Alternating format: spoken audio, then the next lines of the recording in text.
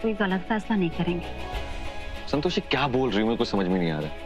नहीं ऐसे नहीं, पहले अच्छे से वादा कीजिए। अच्छा ठीक है, मैं मानूंगा तुम्हारी बात, गुस्सा नहीं करूंगा, ठीक है, प्रॉमिस।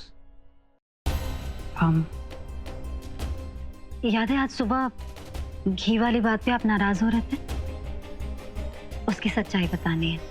सच्चाई? वो हमने अंकुर जी बताएंगे आपको।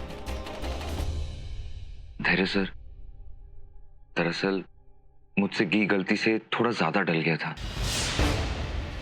मैं आपके गुस्से से बहुत डरता हूँ, बहुत डर गया था मैं, इसीलिए मैंने संतोषी मैडम का नाम ले लिया। I am very sorry. तुम्हारी इतनी हिम्मत! तुमने मुझसे झूठ बोला, ऊपर से मेरी बीवी को फंसाया। धैर्य सर, चल बाहर निकल। धैर्य सर क्या कर रहे हैं? आपने वादा किया था आप गुस्सा नहीं करेंगे। अरे कौन सा वादा, कैसा वादा, मुझे कुछ याद नहीं। धैर्य सर अगर आप ऐसे करेंगे तो कोई सच नहीं बोलेगा कभी। लगता है चाचा जी और चाची जी के बीच में दरार डालने का प्लान काम कर रहा है।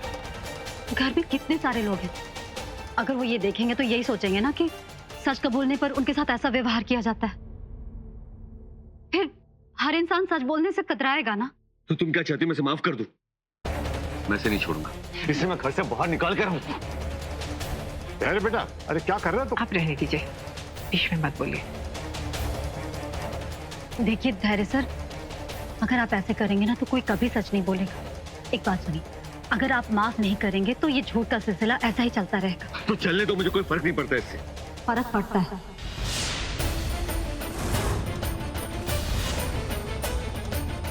एक झूठ 100 झूठ को जन्म देता है, जिसका परिणाम अच्छा नहीं होता। हम ऐसा नहीं कह रहे कि आप इन्हें सजा मत दीजिए, ये चाची जी तो अपना रंग बदल रही है। पर सजा ऐसी दीजिए ना जो इंसान बर्दाश्त कर सके।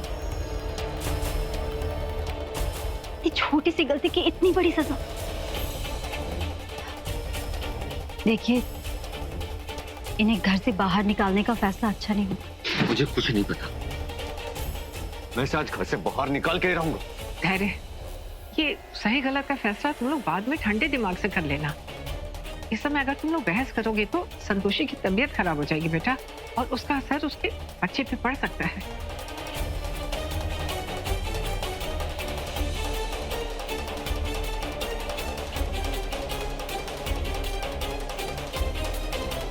तुम क्या सोचती हो ना, मुझे कुछ समझ में नहीं आता कभी।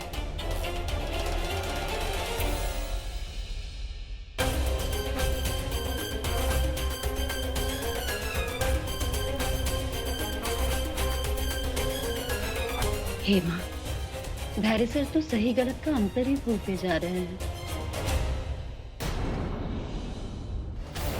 मैं इसे आज घर से बाहर निकाल के ही रहूंगा। धैर्य, ये सही गलत का फैसला तुम लोग बाद में ठंडे दिमाग से कर लेना। इस समय अगर तुम लोग बहस करोगे तो संतोषी की तबीयत खराब हो जाएगी बेटा, और उसका असर उसके बच्चे पे पड़ सकता है।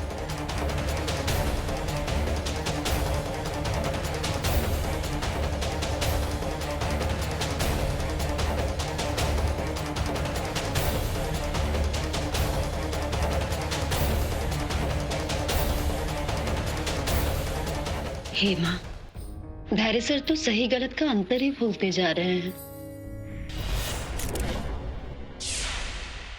हम अपने भक्तों को शक्तिहीन नहीं होने देंगे। और ये कार्य हमें स्वयं ही करना होगा।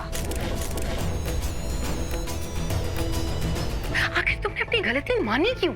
मोम क्या करता मैं? चाची जी ने मुझे घर से बाहर निकालने की धमकी दी थी, मेरे पास कोई ऑप्शन नहीं था।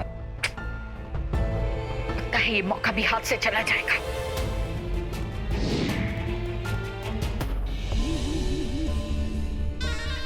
अब हम इस महिला के द्वेष को बढ़ा देंगे।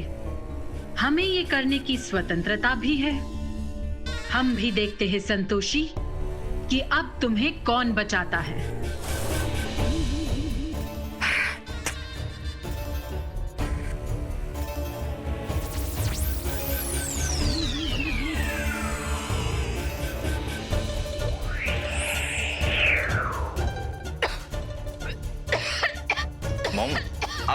ठीक तो है मॉम?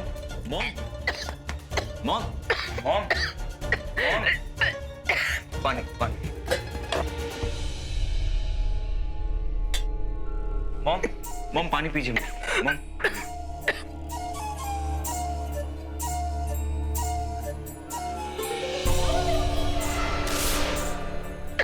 मॉम ठीक तो है मॉम? मॉम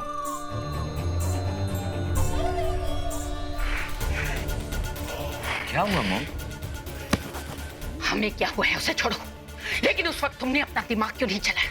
अगर उस वक्त झूठ बोल दिया होता ना तो ये संतोषी जो इतनी महान बनी बैठी है 1 मिनट में उसकी हवा निकल गई होती। इतना नहीं हुआ तुमसे।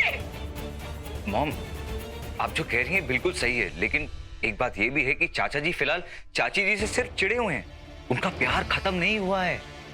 अगर हमारा निशाना कहीं गलत लग जाता तो हम सड़क पे बाहर बैठे होते, कटोरा लेके भीख मांग रहे होते। मॉम सोचिए थोड़ा। मेरा बस चले ना तो मैं चाचा जी और चाची जी का गला दबा के मारूं। नहीं, गला दबाकर मारोगे तो तुम खुद फंस जाओगे। ऐसा करो कि सांप भी मर जाए और लाठी भी ना टूटे। ये अंकुर हमारे बीच में गलतफहमी पैदा कर रहा है, हमारे बीच में मिसअंडरस्टैंडिंग क्रिएट कर रहा है। अब तुम मुझे से निकालने नहीं दे रही हो बाहर।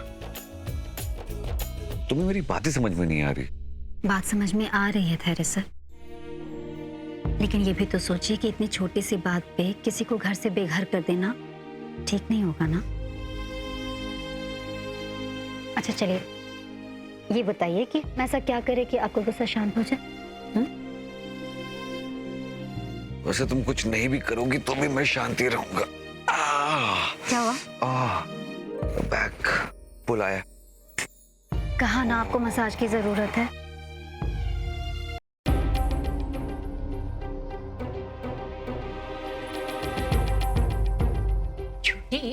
जब हमारा सामान बाहर फेंका जा रहा था तब तो तुम दोनों चुप्पी बाबा बने बैठे थे हैं? कोने में खड़े होकर खी लगा रखी थी। किस मुंह से लड़ाई की बात करते हो? दया जी, अब ऐसे में लड़ाई झगड़ा करने से क्या होगा? अब हमें तो ये सोचना चाहिए ना कि समस्या का क्या उपाय निकाला जाए। अब हमारा बेटा तो हमारे हाथ से निकल गया, अब रही बहू वो भी हमको कंगाल बनाने पर लगी हुई है। शर्मीली बहू बहुत चंट निकली है। अब बड़की भाऊजी का हिस्सा भी अपने नाम करा ली। अब तो सभी उसके हाथ में है। अब वो ठीक तो हम ठीक। हमें तो सच बताएं, बड़की भाऊजी की बहुत फिक्र है। इस उम्र में अब कहाँ भीख मांगती फिरेंगी है? कौन देगा इन्हें कुछ? संतोषी सही कहती थी। हाँ वैसे कहे तो सब कुछ गलती हमारी ही है। लालच का फल ना कड़वा ही होता है। छोटी हम क्या करें? हमारा सर तो वो शर्मिली बहू के पैरों के नीचे दबा हुआ है। वैसे एक बात पूछें, कहीं शर्मिली बहू के पैर और फर दोनों काट लिए जाए तो? देवर जी ऐसा हो जाए तो हमें तो सारी झंझटों से मुक्ति मिल जाएगी। पर ये होगा कैसे? क्या है कि अभी तक शेषनाग ने ना अभी तक अपना दिमाग नहीं चलाया है। तो देवर जी देर किस बात की है?